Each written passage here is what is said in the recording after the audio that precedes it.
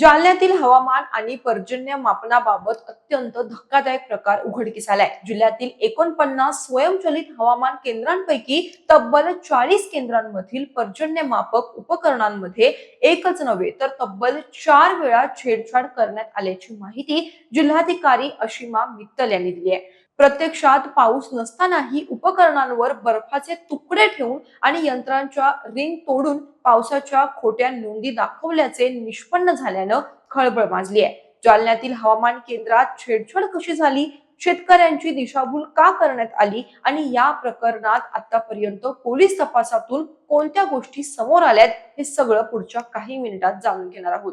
नमस्कार, मी अक्षता, आपण पाहत आहात मुंबई आउटलुक। जालना जिल्ह्यातील स्वयंचलित हवामान केंद्रांमध्ये झालेल्या धक्कादायक छेडछाडीच्या प्रकारामुळे संपूर्ण कृषी आणि प्रशासकीय यंत्रणा सतर्क झाली आहे। जिल्ह्यातील हवामान नोंदवणाऱ्या 49 स्वयंचलित केंद्रांपैकी तब्बल 40 केंद्रांमध्ये पर्जन्य मापक उपकरणांशी वारंवार छेडछाड करण्यात आल्याचा गंभीर प्रकार समोर आलाय।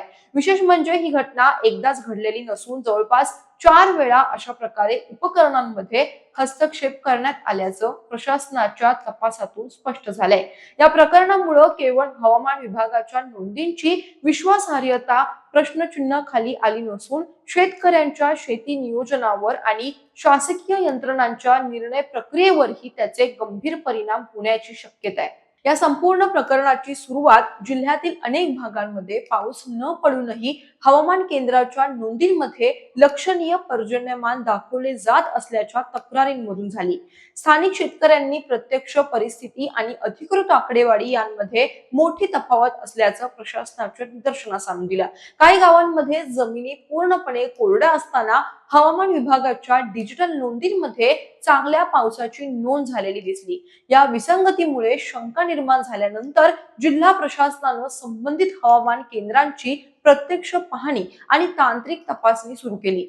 तपासादरम्यान समोर आलेली माहिती अत्यंत धक्कादायक होती। अधिकाऱ्यांच्या तपासात असं निष्पन्न झालं की काही अज्ञात व्यक्तींनी पर्जन्य मापक यंत्रांमध्ये मुद्दाम हस्तक्षेप करून त्यातील संरक्षक रिंग तोडल्या आणि उपकरणांवर बर्फाचे तुकडे ठेवले। बर्फ वितळल्यानंतर त्या पाण्याची नोंद यंत्रानं पावसाच्या स्वरूपात केली। परिणामी प्रत्यक्षात पाऊस न पडताही यंत्रांमध्ये पर्जन्यमानाची खोटी नोंद तयार झाली। या प्रकारामुळे हवामान केंद्रांकडून मिळणारा संपूर्ण डेटा चुकीचा ठरला।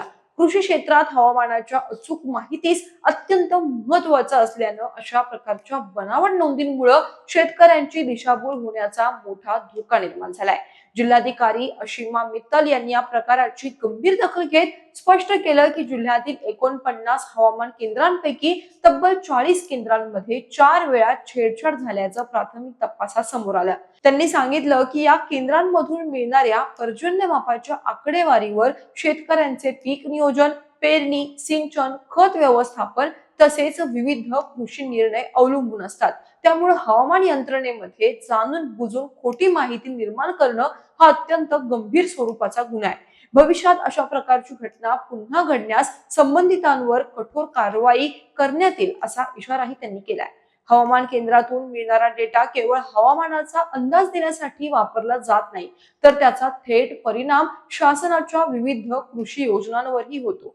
पिकांचं नुकसान झाल्यानंतर मदत जाहीर करणं, नैसर्गिक आपत्तीचं मूल्यांकन करणं, पीक विमा योजनांमधील नुकसान भरपाई निश्चित करणं आणि विविध कृषी अहवाल तयार करणं यासाठी या नोंदी महत्त्वाच्या असतात। त्यामुळे पर्जन्य मापकांमध्ये खोटी नोंद झाल्यास अनेक शासकीय निर्णय चुकीच्या माहितीच्या आधारावर घेतले जाण्याची शक्यता असते। यामुळे काही शेतकऱ्यांवर अन्याय होऊ शकतो तर काहींना चुकीचा लाभ मिळण्याचाही धोका निर्माण होतो। या प्रकाराची गंभीरता लक्षात घेऊन जिल्हा प्रशासनाने पोलीस विभागासोबत तातडीची बैठक घेतली। दोषींना शोधून त्यांच्यावर फौजदारी कारवाई करण्याचे निर्देश देण्यात आले। आतापर्यंत 5 पोलीस ठाण्यांमध्ये अदखलपात्र गुन्ह्यांची नोंद करण्यात आली असून तपास अधिक व्यापक करण्यात आलाय। छेडछाड नेमकी कोणी केली, त्यामागे कोणाचा आर्थिक किंवा इतर कोणताही हेतू होता का, तसेच या प्रकारातून कोणाला फायदा होणार होता का, या सर्व बाबींचा पोलीस सध्या सखोल तपास करते। यापुढे अशा घटना टाळण्यासाठी जालना प्रशासनाने प्रतिबंधात्मक उपाययोजनाही हाती घेतल्यात। जिल्ह्यातील सर्व स्वयंचलित हवामान केंद्रांवर सीसीटीव्ही कॅमेरे बसवण्याचा निर्णय घेण्यात आलाय। तसेच उपकरणांची नियमित तपासणी, सुरक्षा व्यवस्था मजबूत करणे आणि वेळोवेळी तांत्रिक पडताळणी करण्यावर भर दिला जाणार आहे. हवामान केंद्राभोवती संशयास्पद हालचालींवर लक्ष ठेवण्यासाठी स्थानिक प्रशासन आणि पोलीस यांच्यात समन्वय वाढवण्याचेही नियोजन सुरू आहे. कृषी प्रधान जिल्हा म्हणून जालना हवामानाच्या अचूक माहितीवर मोठ्या प्रमाणावर अवलंबून आहे. शेतकरी पावसाच्या अंदाजानुसार पेरणी, सिंचन, फवारणी आणि इतर शेतीची कामे ठरवत असतात. अशा परिस्थितीत बनावट पर्जन्यमानाची नोंद झाल्यास शेतकऱ्यांचं आर्थिक नुकसान होण्याची शक्यता वाढते. चुकीच्या हवामान माहितीमुळे पेरणीचा कालावधी बदलू शकतो, सिंचनाचे नियोजन बिघडू शकते आणि पिकांच्या उत्पादनावरही त्याचा विपरीत परिणाम होऊ शकतो. त्यामुळे हवामान नोंदींची अचूकता ही केवळ तांत्रिक बाब नसून ती थेट ग्रामीण अर्थव्यवस्था आणि शेतकऱ्यांच्या उत्पन्नाशी जोडलेली आहे. या संपूर्ण घटनेमुळे हवामान यंत्रणांच्या सुरक्षेबाबत नवे प्रश्न निर्माण झाले. आधुनिक तंत्रज्ञानाचा वापर करून तयार करण्यात आलेली स्वयंचलित हवामान केंद्रे विश्वसनीय माहिती देण्यासाठी उभारली गेली असली तरी त्यामध्ये मानवी हस्तक्षेप करून आकडेवारी बदलता येत असल्याचं या प्रकरणातून समोर आलं. त्यामुळे भविष्यात अशा उपकरणांच्या सुरक्षेसाठी अधिक कठोर उपाययोजना करण्याची गरज अधोरेखित झाली आहे. दरम्यान या प्रकरणातील दोषींना शोधून त्यांच्यावर कठोर कारवाई करण्यासाठी प्रशासन आणि पोलीस यंत्रणांचा तपास सुरू आहे.